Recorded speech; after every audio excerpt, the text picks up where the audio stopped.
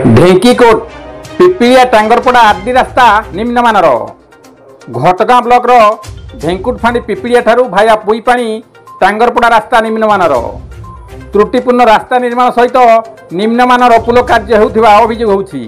Diversion मध्य करा नथिबारु साधारण जनता यातायात असुविधा भोगुछंती। कार्य निम्नमान हेउथिबा बेले विभागीय अधिकारी देखा दर्शन मिलुनी। निर्वाही यंत्री ढेंकीकोटे आराम रे बसिछंती। घटगाँ निर्माण विभाग अधीन यही निम्नमानर रास्ता कार्य चली। ढेंकीकोटे संपुक्त जेई रहुथिबा बेले पाटना अंचल में जेतिकी रास्ता एवं पुल निर्माण होउछि समस्त काम निम्नमानर बारंबार अभियोग होउछि।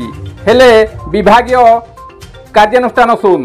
विभागीय अधिकारी महेश्वर पाशा ढेंकीकोटे रहुथिबा बेले ठिकादार माने दिन राति तांको क्वार्टर सम्मुखरे लंबा लाइन लगाइछंती। तांकु एठारे तुरंत बदली पाई सांसद गठारे दाबी होउछि। Kavindra Raut report KD news Odia.